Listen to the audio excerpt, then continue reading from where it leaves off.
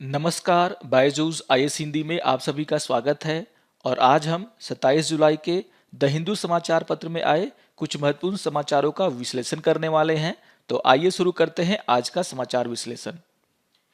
आइए सबसे पहले इस सत्र के विषयों के बारे में मैं आपको जानकारी दे दूं। सबसे पहले हम असम मिजोरम सीमा विवाद के ऊपर चर्चा करेंगे। इसके अलावा इमिग्रेशन बिल 2021 को लेकर के एक एडिटोरियल आया है, हम उस पर भी चर्चा करेंगे। हिमाचल प्रदेश में जो त्रासदी हुई है उसको आधार बना करके एक एडिटोरियल लिखा गया है, हम उसकी भी चर्चा करेंगे। इसके अलावा अफगानिस्तान में भारत के क्या विकल्प हो सकते हैं उस पर जो एडिटोरियल आया है हम उस पर भी चर्चा करने वाले हैं। एक और औपनिवेशिक विरासत, इसको आधार बना करके एक एडिटोरियल लिखा गया है, हम उसको भी जानने का यहाँ पर प्रयास करेंगे। इन सभी विषयों पर आधारित मुख्य परीक्षा के अभ्यास प्रश्नों पर भी हम चर्चा करने वाले हैं। तो आइए शुरू करते हैं आज का समाचार विश्लेषण।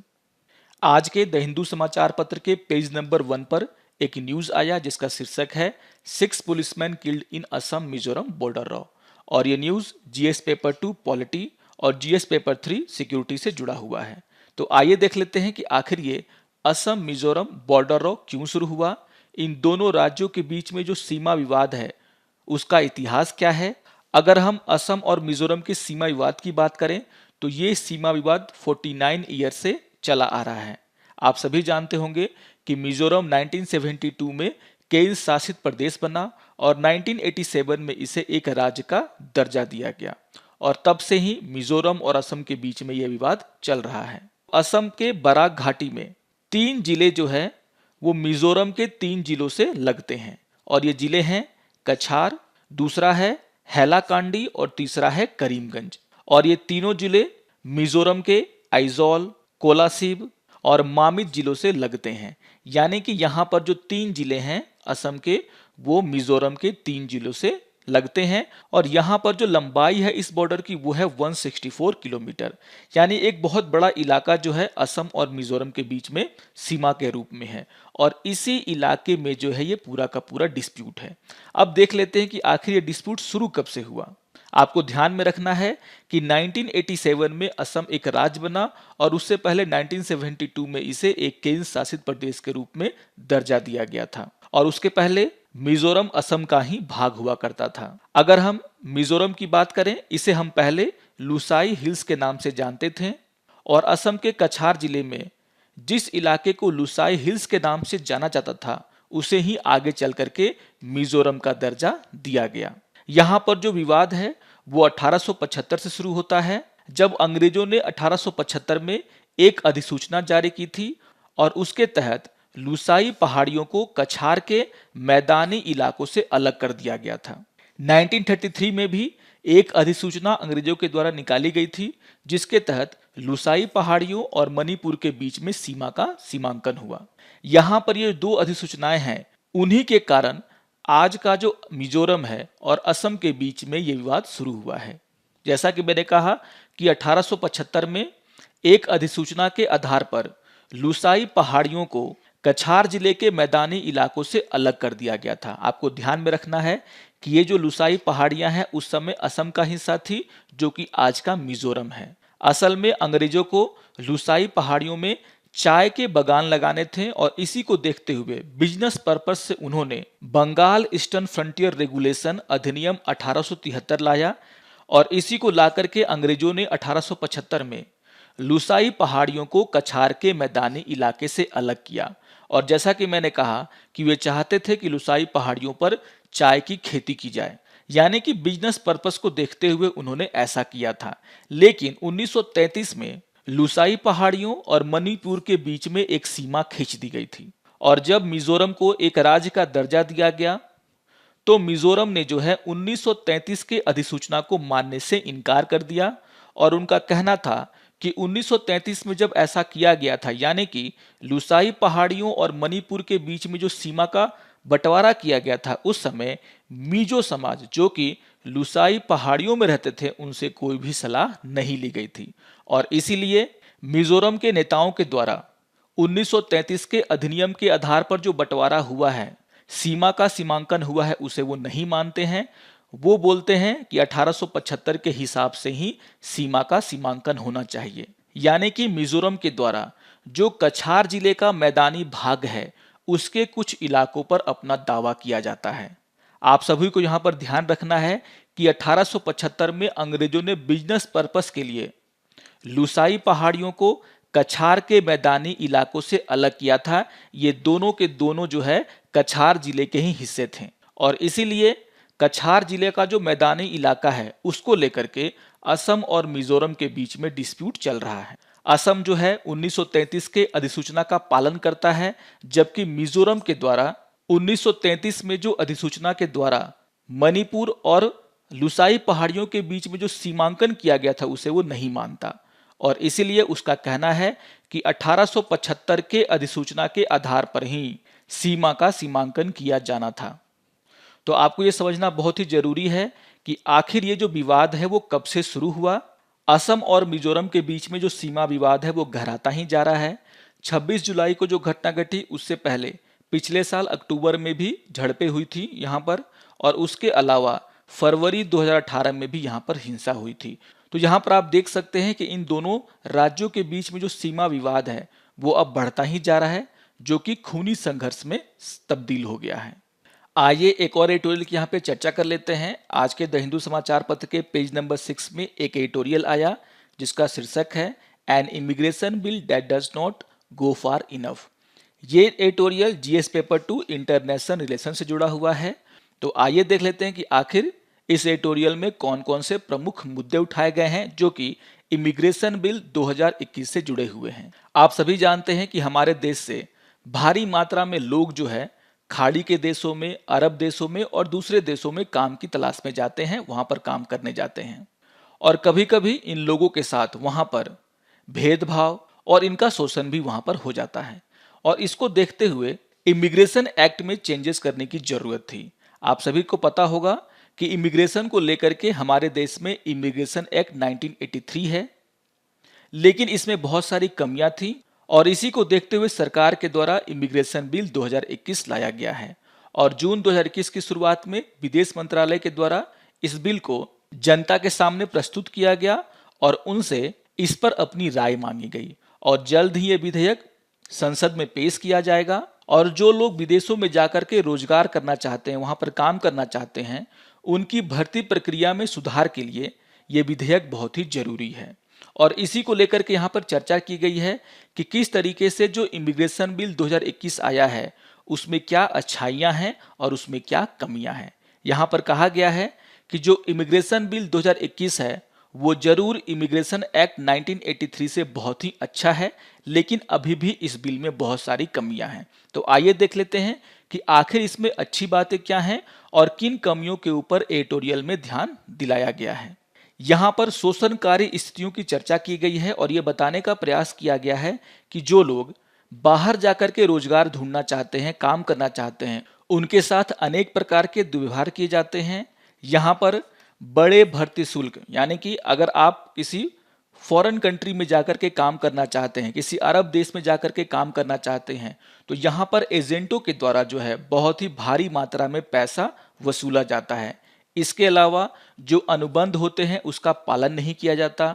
धोखाधड़ी हो जाती है उनके साथ। वहां पर पहुंचते ही उनके पासपोर्ट को जब्त कर लिया जाता है ताकि वो वहां से भाग ना सके। उनका जो वेतन है वो भी कभी कभी वहां पर नहीं दिया जाता है, कम वेतन का यहाँ पर भुगतान किया जाता है। उनके रहने और खाने की स्थिति भी बहुत ही भेदभावपूर्ण और खराब होती है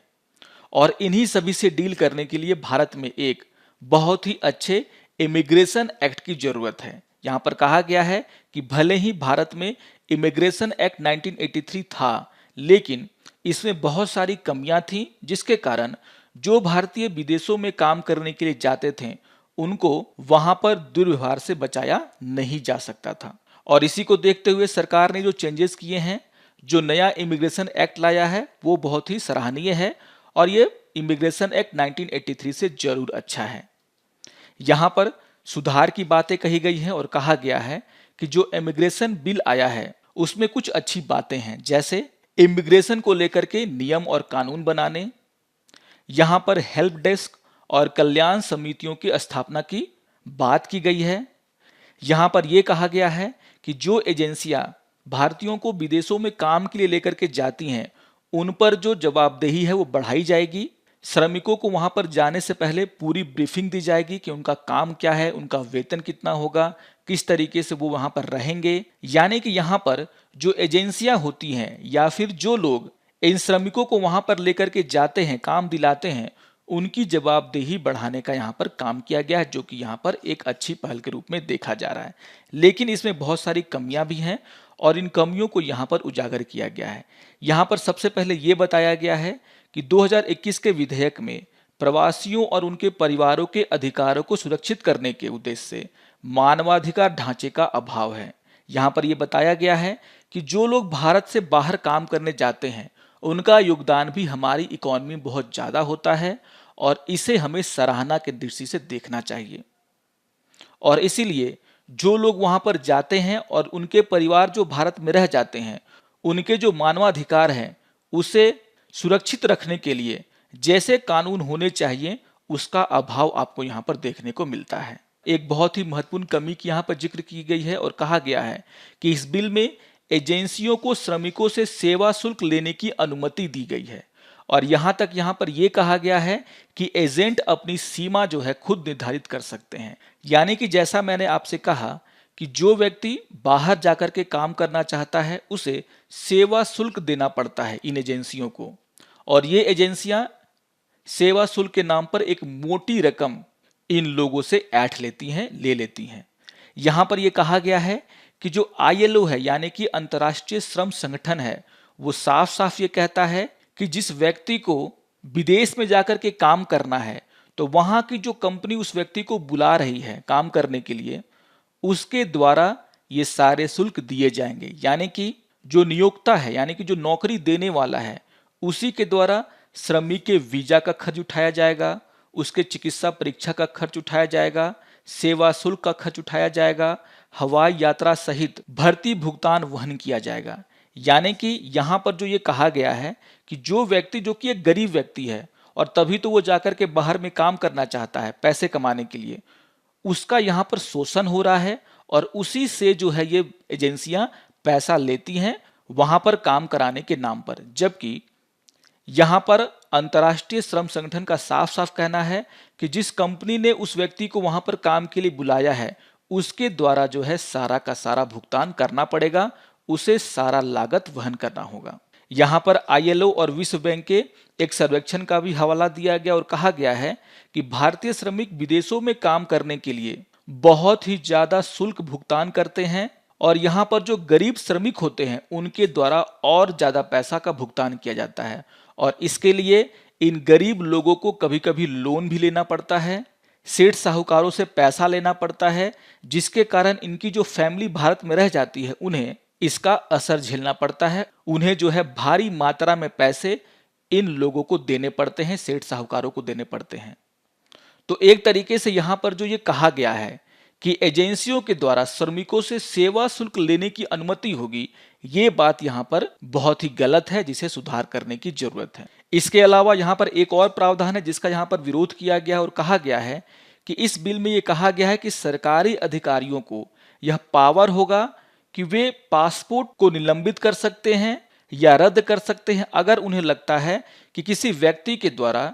इस विधेयक में जो प्रावधान है उसका उल्लंघन किया गया है। इसी के साथ साथ इन सरकारी अधिकारियों को यह भी अधिकार होगा कि प्रावधान के उल्लंघन के नाम पर वो 50,000 तक का जुर्माना इन श्रमिकों से दंड के रूप में ले सकते हैं। यानी कि यहाँ पर भी एक्सप्लॉयटेशन का केस बनता है। सरकारी अधिकारी जानबूझ करके ये जो श्रमिक हैं उनके ऊपर कानून के उल्लंघन का आरोप लगा सकते हैं और उनके पासपोर्ट को रद्द करने के नाम पर उनसे रिश्वत ले सकते हैं। यहाँ पर कहा गया है कि चूंकि सभी लोगों को नियम और कानून की जानकारी नहीं होती है, इसीलिए बहुत सारे श्रमिकों के द्वारा जो कानून के प्रावधान हैं उसका उल्लंघन जाने अनजाने किया जाता है। और इसको देखते हुए अगर हम अधिकारियों को ये पावर दे देंगे कि वे उनसे जुर्माना ले सकते हैं, तो यहाँ पर एक तरीके से हम इन अधिकारियों को खुली छूट दे रहे हैं कि वो इन श्रमिकों से जुर्माना वसूले। और इसको देखते हुए इस प्रावधान पर जो है बहुत सारी आपत्तियां उठाई गई हैं। इस एडिटोरियल में सबसे अंतिम ये बताने का प्रयास किया गया है कि जो व्यक्ति बाहर जाकर के काम करते हैं वो भारत के लिए बहुत ही महत्वपूर्ण है। उनका जो रोल है हमारी इकोनॉमी में उसे रिकॉग्नाइज करना चाहिए, उसे समर्थन मिलना चाहिए। और ऐसी स्थिति में एक ऐसा इमिग्रेशन बिल भारत सरकार को बनाना चाहिए जिससे इन लोगों को जो परेशानियां होती हैं बाहर जाकर के काम करने में, उसे कम किया जा सके। आइए अब एक और एडिटोरियल की यहाँ पे चर्चा कर लेते हैं। आज के पेपर के पेज नंबर 6 में एक एडिटोरियल आया जिसका शीर्षक है वाउंडेड माउंटेन्स, और ये टॉपिक जीएस पेपर 3 इन्वायरमेंट और डिजास्टर मैनेजमेंट से जुड़ा हुआ है। जैसा कि मैंने कहा कि अभी अभी हिमाचल प्रदेश में 9 पर्यटकों की मौत हो गई है लैंडस्लाइड के कारण, और इसी को देखते हुए यहाँ पर इसी को आधार बना करके लेखक के द्वारा ये एडिटोरियल लिखा गया और कहा गया है कि जो हिमाचल प्रदेश में त्रासदी हुई है वह साफ साफ इस ओर इशारा करता है कि हमें जो है हमारे इकोलॉजी को संरक्षण करने की जरूरत है। जिस तरीके से हम अपनी प्रकृति का ह्रास कर रहे हैं उसके गंभीर परिणाम हमें भुगतने पड़ेंगे। कल ही हमने क्लाइमेट चेंज को लेकर के भी चर्चा किया था, आप उस न्यूज को भी देख सकते हैं। और वहां पर मैंने कहा था कि क्लाइमेट चेंज को लेकर के जो भी न्यूज आते हैं उसे हमें ध्यान में रखना है। यहाँ पर इसी बात को बताने का प्रयास किया गया है किस तरीके से हिमाचल प्रदेश और उत्तराखंड में जो प्राकृतिक आपदाएं आ रही हैं एक के बाद एक, वो इस तरफ इशारा करती हैं कि जिस तरीके से हमने इन राज्यों में विकास कार्य किया है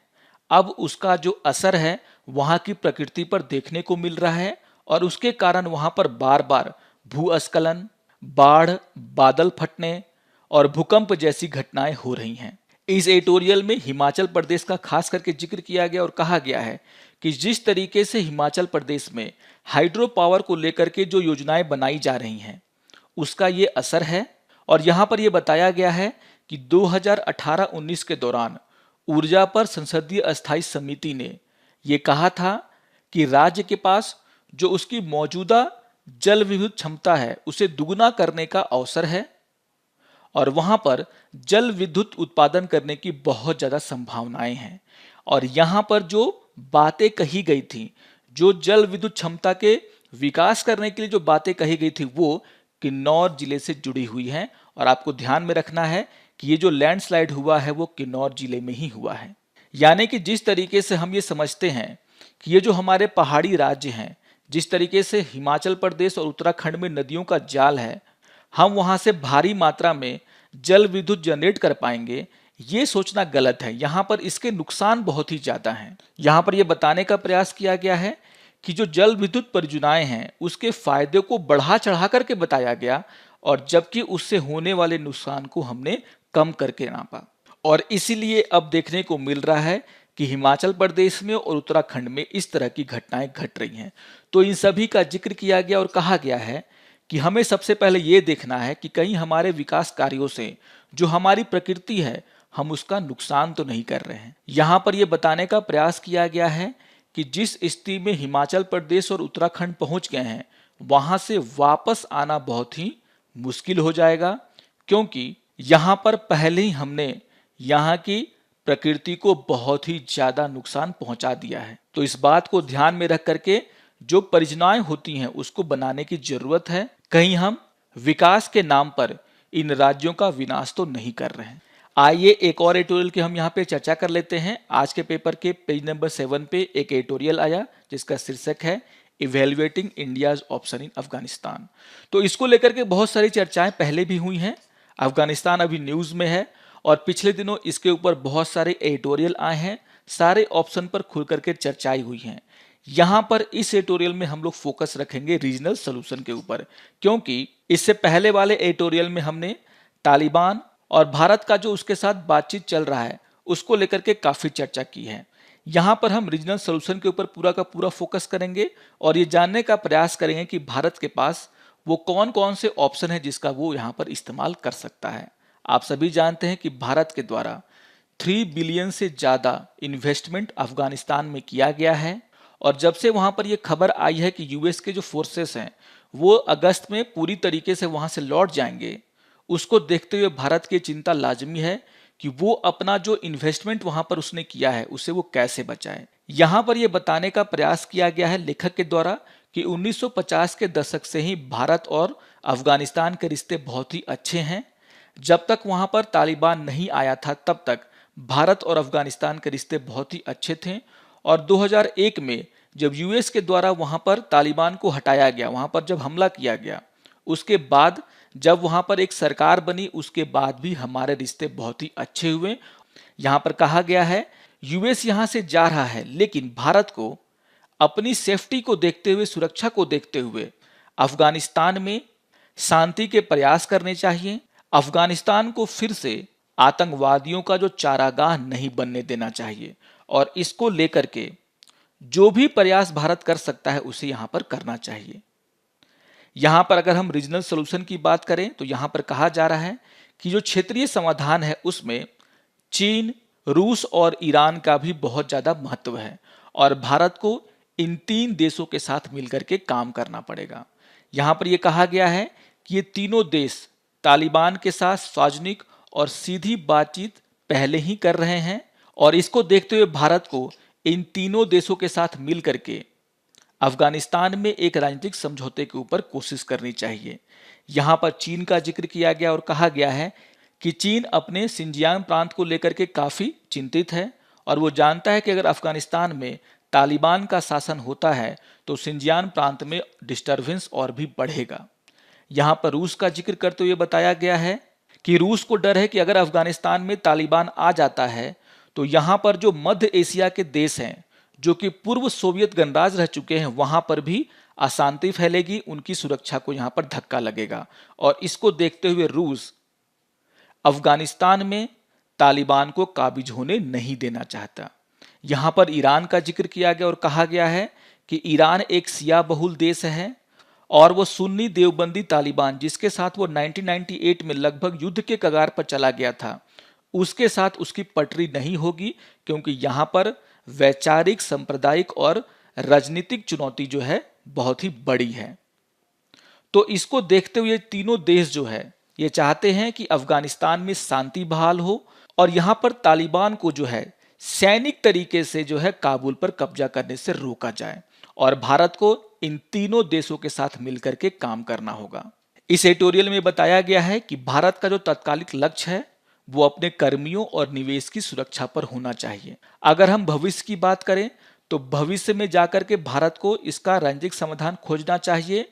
और अगर कोई राजनीतिक समाधान नहीं होता है तो उसे गैर पारंपरिक तरीकों की तलाश करनी चाहिए, जैसा उसने 1990 के दशक में अफगानिस्तान के भीतर अपने सहयोगियों के समर्थन देने और कुछ प्रभाव बनाए रखने के लिए किया था।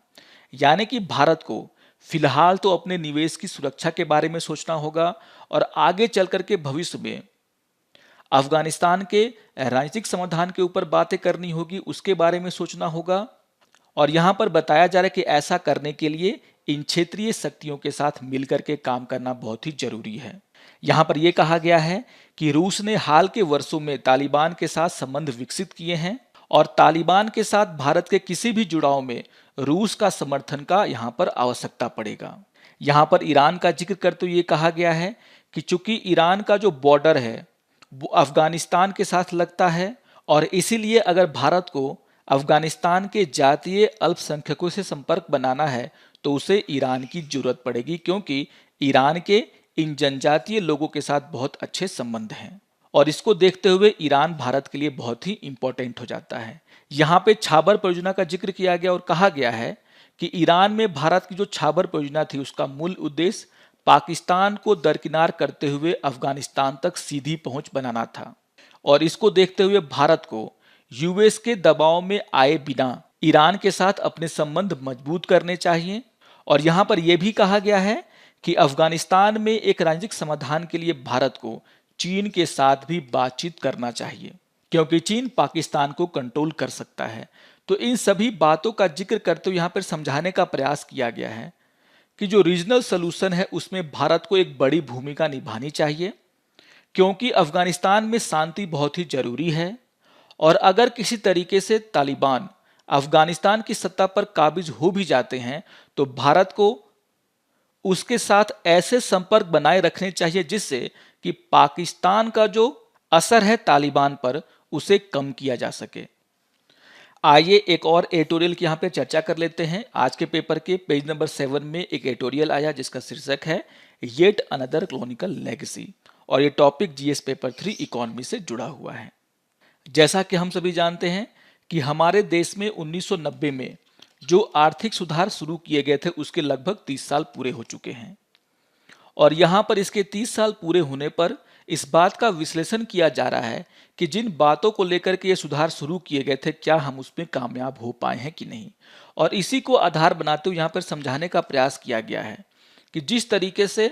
भारत की जो रेगुलेटरी बॉडीज हैं यानी कि नियामक व्यवस्था है वो जिस तरीके से काम करती हैं वो इंडस्ट्री के लिए अच्छा नहीं है। यानी कि अगर हमें अपने देश में औद्योगिक स्थिति को और बढ़ाना है, हमारा जो मैन्युफैक्चरिंग है उसे और बढ़ाना है, यहाँ पर भारी मात्रा में इन्वेस्टमेंट लेकर के आना है, तो यहाँ पर जो भारत में रेगुलेटरी बॉडीज हैं, नियामक व्यवस्था है, उसे सुधार करना होगा। और ये नियामक व्यवस्था जो है एक तरीके से भारत में अंग्रेजों के शासन की याद दिलाते हैं। यहाँ पर एक छोटा सा एग्जाम्पल दिया गया और कहा गया कि जिस तरीके से ये जो सीडेशन चार्जेस हैं यानी कि जो देशद्रोह का जो कानून है वो एक तरीके से हमें अंग्रेजों के द्वारा विरासत में दिया गया है, जिसका उपयोग हम भारतीयों को डराने के लिए किया जाता था ताकि हम अंग्रेजों के खिलाफ ना बोल पाएं। उसी तरीके से यहाँ पर जो नियामक व्यवस्था है वो भी अंग्रेजों की देन है, जिसका मूल उद्देश्य था व्यापारियों से पैसे लेना, पैसे ऐंठना, उन्हें परेशान करना। यहाँ पर केरला का जिक्र किया गया है, वो बहुत ज़्यादा इंपॉर्टेंट नहीं है, आपको इसकी मूल भावना को समझना है। और यहाँ पर यह बताया जा रहा है कि जिस तरीके से हमारी जो ब्यूरोक्रेसी है उसके द्वारा कभी कभी ये जो इंडस्ट्रियलिस्ट हैं उनका एक्सप्लॉयटेशन किया जाता है, उन्हें तरह तरह से परेशान किया जाता है, वो हमारे देश में उद्योगों के लिए सही नहीं है। और अगर हमें अपने देश में उद्योग को बढ़ावा देना है तो इस तरह के जो प्रॉब्लम यहाँ पर फेस किए जाते हैं इंडस्ट्रीज के द्वारा, उद्योगपतियों के द्वारा, उसे हमें खत्म करना होगा। और यहाँ पर इस एडिटोरियल में जो समझाने का प्रयास किया गया है उसे हम एक लाइन में भी समझ सकते हैं, जिसे हम कहते हैं कि भारत की नियामक व्यवस्था में अमूलचूल बदलाव की जरूरत है। आइए अब आज के समाचारों पर आधारित मुख्य परीक्षा के अभ्यास प्रश्नों पर चर्चा कर लेते हैं। यहाँ पर क्वेश्चन नंबर 1 है, असम मिजोरम सीमा विवाद की पृष्ठभूमि को विस्तार से समझाएं। तो यहाँ पर पहले न्यूज़ में मैंने आपको इसके इतिहास के बारे में कुछ जानकारियाँ दी हैं, आप उसका यहाँ पर इस्तेमाल करें और असम मिजोरम के बीच में जो सीमा विवाद है उसको विस्तार से समझाने का प्रयास करें। तो जिन 2 अधिनियम की यहाँ पर मैंने चर्चा की थी उसको आप लोग यहाँ पर यूज करेंगे और ये बताने का प्रयास करेंगे कि आखिर असम और मिजोरम के बीच में विवाद कब से शुरू हुआ। आइए देख लेते हैं दूसरे क्वेश्चन को, और दूसरा क्वेश्चन है उत्प्रवास विधेयक 2021, यानी कि यहाँ पर बात हो रही है इमिग्रेशन विधेयक 2021 का, उसका आप विश्लेषण करें और क्या यह विदेशों में भारतीय कामगारों की सुरक्षा के लिए पर्याप्त होगा, इस पर चर्चा करें। तो इसको लेकर के भी हमने खुलकर बातें की हैं, तो आप यहाँ पर ये जो इमिग्रेशन बिल है 2021 का उसका विश्लेषण करने वाले हैं, यानी कि आप यहाँ पर ये बताएं कि जो इससे पहले का विधेयक था उसमें क्या क्या कमियां थी और ये जो नया विधेयक है उसमें क्या कमियां हैं और क्या अच्छाइयां हैं, क्योंकि यहाँ पर आपके दूसरे भाग में ये बताना है कि क्या यह विदेशों में भारतीय कामगारों की सुरक्षा के लिए पर्याप्त होगा। तो यहाँ पर जो कमियां हैं उसका आपको उल्लेख करना होगा और इसी बात को लेकर के आपको इस उत्तर को लिखना होगा। आशा करता हूं आपको आज का ये समाचार विश्लेषण पसंद आया होगा। सारे टॉपिक्स बहुत ही इंपॉर्टेंट हैं, इन न्यूज़ को आप दोबारा से पढ़ लेंगे और अगर आपको ये वीडियो अच्छा लगे तो आप जरूर इसे लाइक करें, शेयर करें और दूसरों को भी सब्सक्राइब करने के लिए प्रेरित करें। तो मिलते हैं समाचार विश्लेषण के अगले अंक में, तब तक के लिए नमस्कार और धन्यवाद।